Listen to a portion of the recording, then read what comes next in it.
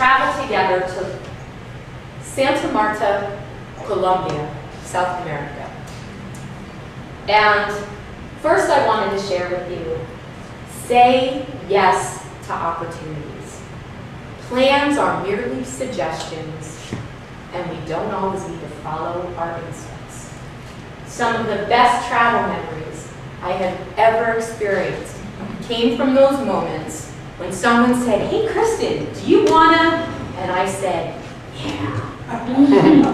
This is one of those. There we were in a little bodega in Santa Marta, Colombia. And as my Colombian compatriots and I pushed the shopping cart, my instincts started to whisper a little bit. "Kristen, maybe you should say something." Because within the shopping cart were our provisions for 4 people for an entire weekend of camping. And it was the first indication of potential peril. Because in that shopping cart, there was 1 can of tuna, 1 package of ramen noodles, 1 tomato, 1 onion, 1 red pepper, 4 small bottles of water, a very large bottle of rum, and don't ask me why, but 2 bottles of soy sauce. Excuse me, I think maybe we should buy a little more food, and we definitely need more water.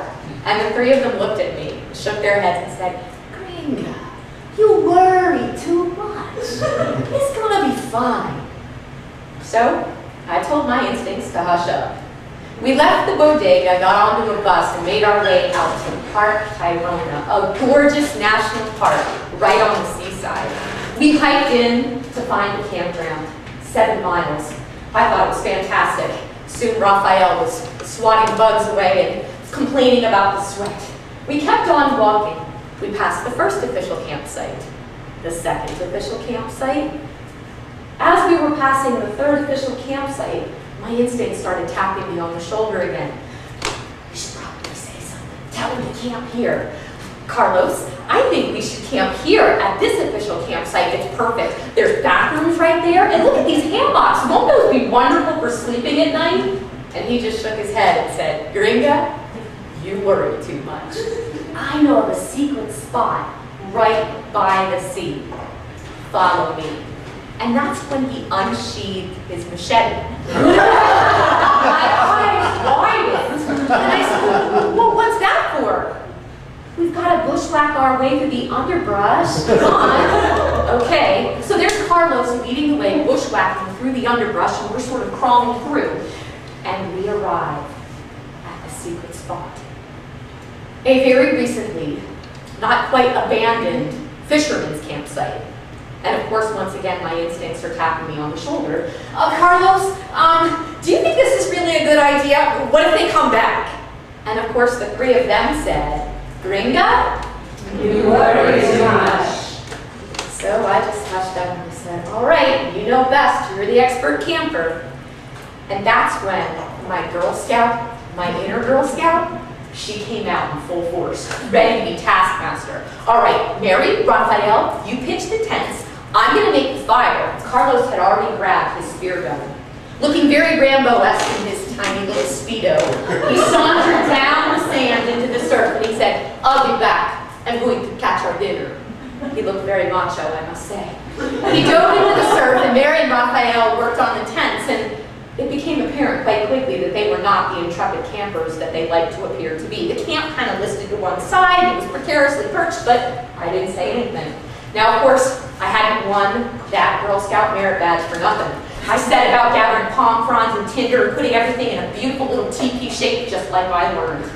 But in the rainforest, everything's damp, so it wasn't quite so easy to ignite. I flicked the lighter once, twice, 3 times, nothing shook it, said a curse, 1, 2, 3.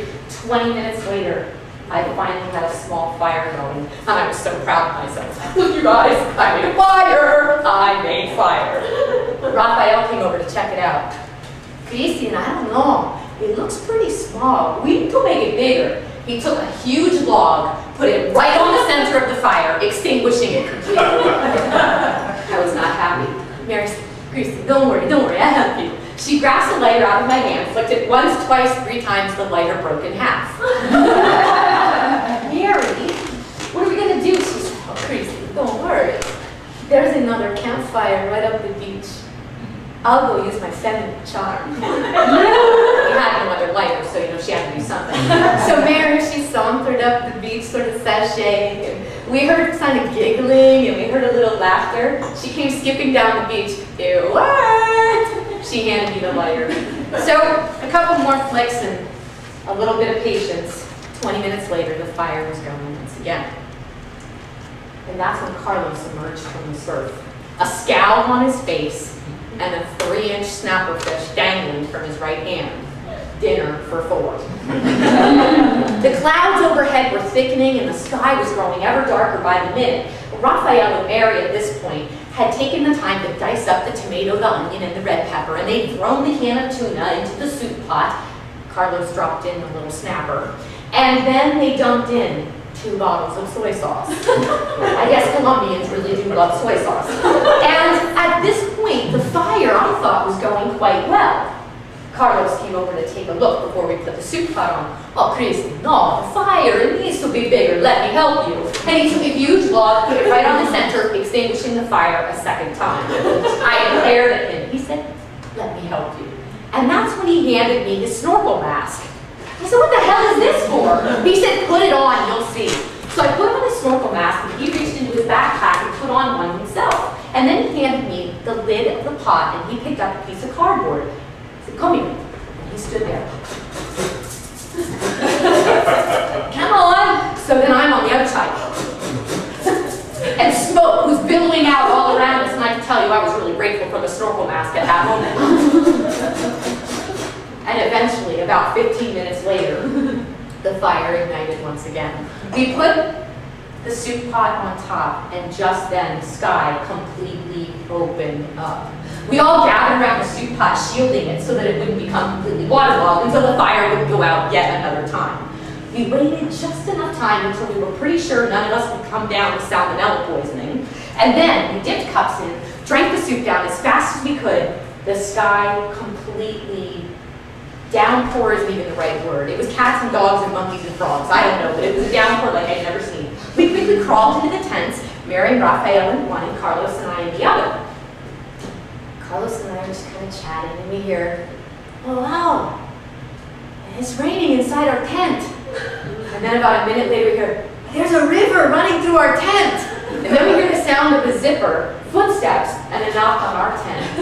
Can we come in? You can't leave your friends out in the rain. Of course you can. We unzipped the tent and they crawled in.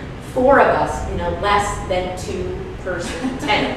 So we're crammed in, tighter than a pack of sardines, and that's when Carlos decides it's the perfect time to break out that huge bottle of rum. We start to pass it back and forth. We're sharing ghost stories, and we're sharing, Carlos is telling us all about spearfishing and free diving, and one by one we start to get a little groggy. Perhaps it was the rum, maybe it was the 110 degrees inside the tent, I'm not sure. And we drifted off into synchronized sleeping. 1, 2, 3, everyone to the left. 15 minutes later, 1, 2, 3, everyone to the right. After what seemed like it must have been hours, Raphael wiped a little sleep from his eyes. Carlos, what time is it? It must be at least 3 or 4. Carlos looked at his glow-in-the-dark watch and started to laugh. It's 12:30. It was indeed a long night. 4:30 in the morning, the first rays of sun appeared. We unzipped the tent, stumbled out onto the sand, and there it was, the most gorgeous sunrise I have ever seen in my life. The sky changing from indigo to purple to mauve to orange to pink, right over the beautiful sea. And I turned to them and I said, you guys are right.